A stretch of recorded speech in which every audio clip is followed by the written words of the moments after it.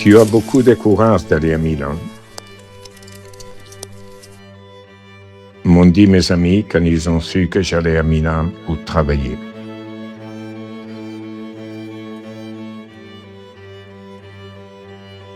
C'est vous qui avez du courage pour rester ici, leur ai-je répondu. Déjà, avec mon geste de faire ma première récolte de maïs et de la porter à la grange, à 7 ans, j'ai manifesté que je n'acceptais pas la situation dans laquelle nous étions tous. Partir à Milan était commencer à tracer mon chemin. Être à Milan à 13 ans, seul, mettait à l'épreuve mon équilibre et ma solidité. Le résultat de cette décision a été très positif. Je gagnais beaucoup plus, ce qui me permettait d'aider mes parents, et j'apprenais à travailler et à être indépendant. Lorsque, à 16 ans, j'élève la main pour être responsable de la boulangerie avec 4 employés sous mes ordres, j'assume déjà le premier défi. Je mets à l'épreuve ma capacité. Avec cette expérience, j'ai acquis une grande assurance. Je me disais intérieurement que relever des défis, peu importe si le résultat est positif ou non, enseigne, me fait grandir et me donne toujours plus confiance en moi. Cette devise m'a accompagné à chaque étape de ma vie.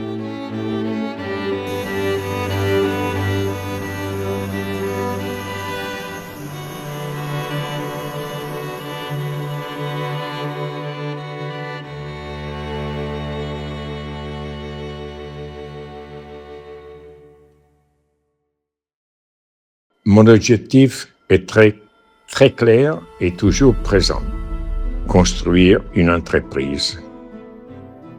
Avec la première entreprise, j'ai commencé en tant qu'associé à 30%. J'ai voulu me retirer car il n'y avait pas d'objectif commun pour progresser. Avec la deuxième expérience, j'ai réussi à me positionner sur le marché et à maîtriser l'activité complète d'une entreprise. Maintenant, me voilà avec une nouvelle entreprise associée à 50%. Je m'approche toujours plus de la réalisation de mon rêve. Lorsque 2 personnes s'unissent pour former une société, chacun a sa propre idée en tête. Mon associé aspirait à recouvrir les peaux défectueuses avec le processus du cuir synthétique.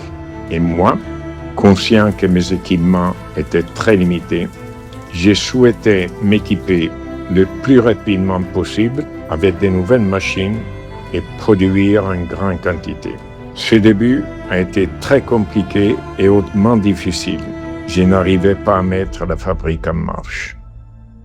Pour la première fois, je me suis senti perdu. J'ai dû beaucoup travailler sur moi-même pour maintenir mon équilibre et ne pas sombrer dans le désespoir. À son retour de la foire de la chaussure en Italie, mon associé m'apporte une chaussure en cuir avec un finissage métallisé, très à la mode et uniquement réalisable en cuir véritable. Je la regarde et je dis que je peux la réaliser en synthétique. Et je suis parfaitement équipé pour produire déjà. En une semaine, je présente sur le marché le premier échantillon et immédiatement arrivent des commandes, encore et toujours. De plus, certains clients effectuent des paiements anticipés pour garantir leur commande. Joie, énergie, bonheur, sécurité, confiance. Tout cela m'envahit et comme dans mes moments de succès, je ressens le besoin de me serrer dans les bras. Grand, Silvano, grand. Tout change. Nous prenons la décision immédiate d'acheter plus de machines et de mettre l'usine à produire à plein rythme. L'entreprise consolidée, ma présence consolidée, une croissance constante sur le marché, j'ai senti que je vivais mon rêve. 2 ans plus tard, un dimanche après-midi, je reçois un appel du gardien de l'usine, m'informant qu'il y a un incendie. Je monte dans la voiture, je vois la fumée noire et massive s'élever à l'horizon. J'arrive. Les pompiers sont là. Je m'approche et je me rends compte que le feu est en train de tout détruire.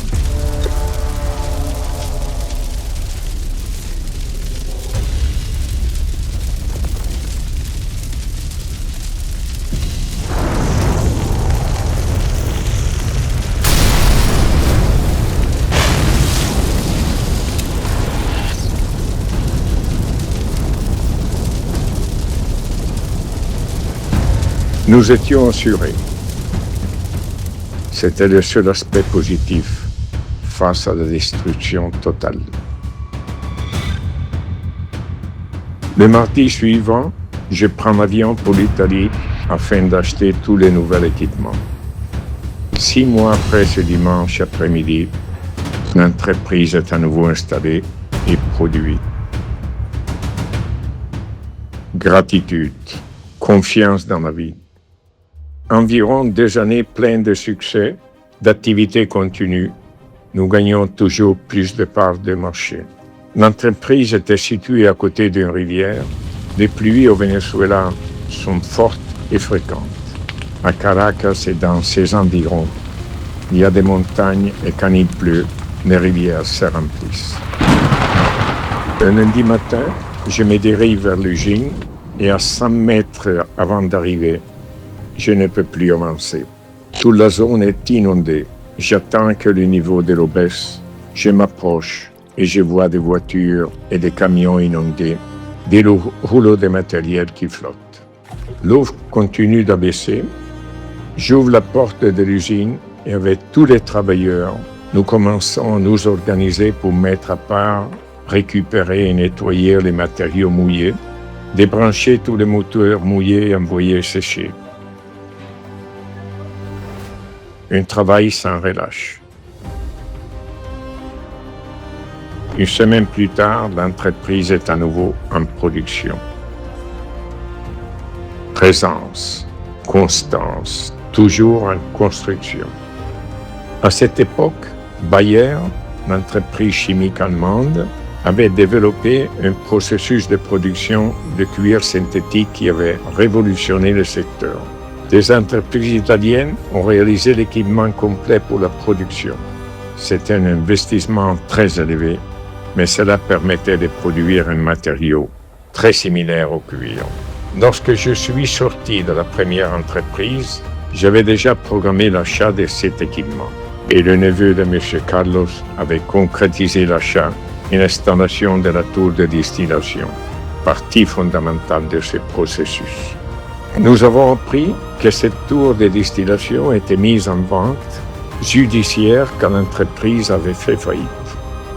Il y avait 2 candidats intéressés, nous et notre concurrent, l'entreprise italienne qui, au début de mon aventure au Venezuela, produisait déjà du synthétique tandis que je m'installais.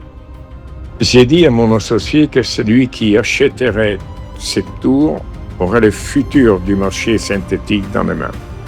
Nous nous sommes présentés le jour de la vente et après une forte lutte entre les 2 entreprises, c'est notre concurrent qui a emporté la tour de distillation. J'ai perçu cela comme une défaite complète et j'ai mis longtemps à l'accepter. Je sentais que je n'avais pas d'avenir, que bientôt mon activité au Venezuela prendrait fin.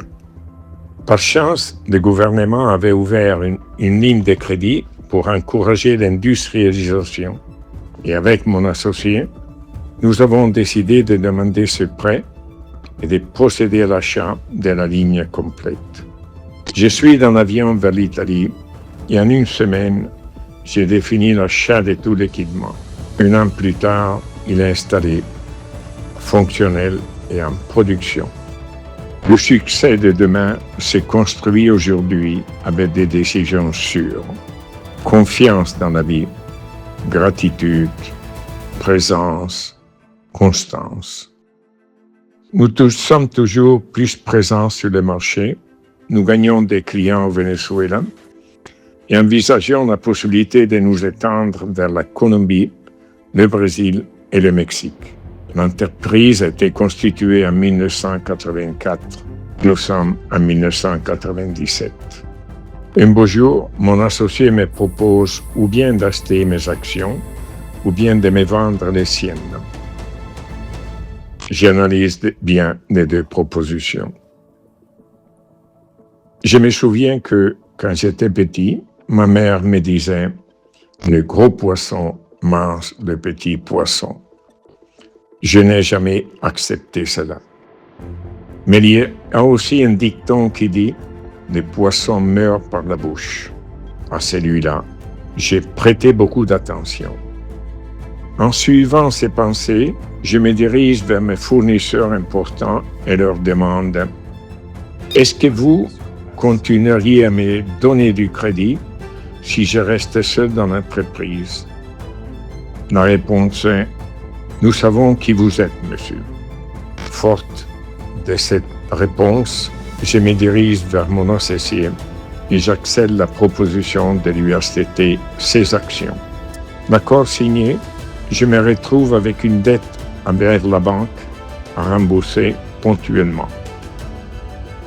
Et en même temps, je suis à la porte de mon rêve complet et je garde les yeux bien ouverts.